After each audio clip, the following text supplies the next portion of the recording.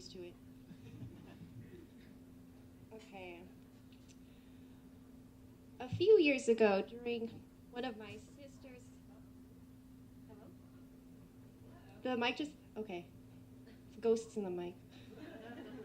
A few years ago, during one of my sister and I's marathon bar crawls, she brought up the idea of the matching sister tattoo. While we discussed overall look and theme, the idea was short-lived. Frankly, we weren't drunk enough to seriously consider the idea at the time. What we didn't know was that a seed had been planted, one that would rear its head years later. Fast forward about 3 years, I'm a few weeks away from moving out of state for a new job and away from my sister permanently. We were out on another one of our bar hopping evenings when the subject comes up again. This time, however, we were drunk enough and took the idea one step further. We told our longtime friend Antone about it. Antone is a tattoo artist. What I am sure we thought was a great idea in that moment would be forgotten in the haze of hangovers the next day. For the most part, that was true, except for Antone. He remembered. Not only that, but the next day, he had sketched up his idea for the tattoos. I was out of town for work when I received a text from my sister with the artwork. It all suddenly came crashing back. Handshakes, drunken promises over bourbon and sodas.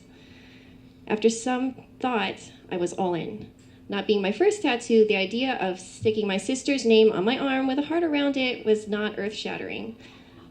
Emily's version of all in was hesitant.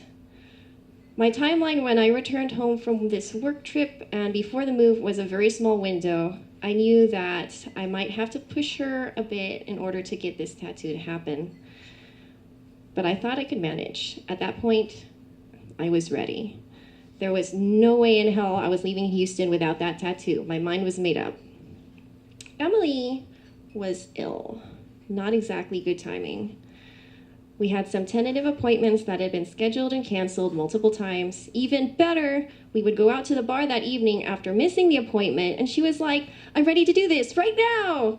She managed to find the courage at the butt of a drink at 12:30 a.m. Too bad the shop was closed. After this happened 2 or 3 times, my patience began to wear. The next day, I woke up determined. I was brushing my teeth when it came to me. It was so simple. How had I missed it? I would force her.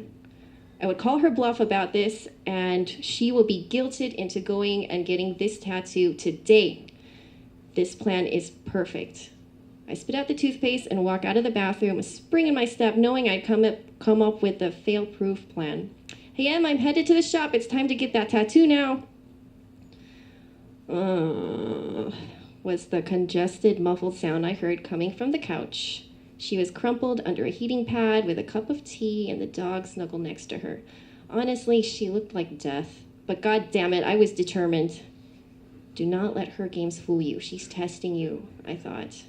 Just get dressed. She won't be able to resist once you get ready to leave. I want to go. I just feel awful. Oh, dear sister, I am on to this ruse. She was now testing me, too. This would become a battle of the obstinate. I would not lose.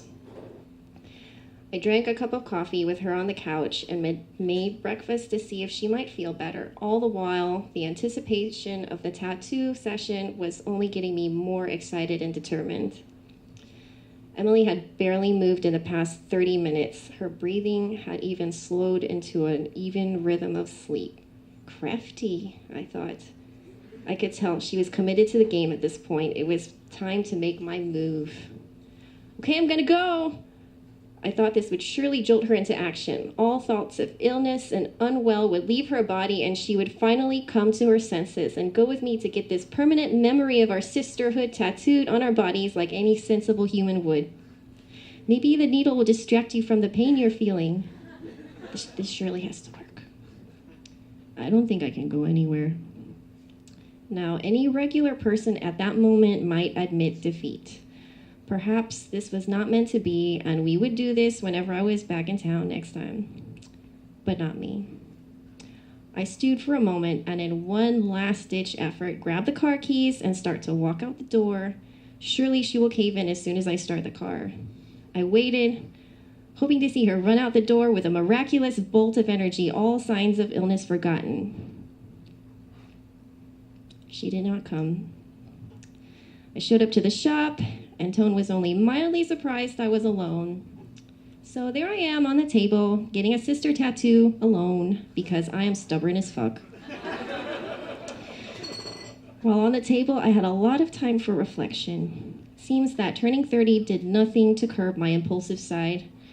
It also is probably wise to point out that I wildly misjudged Emily's ability to embrace her obstinate side as well.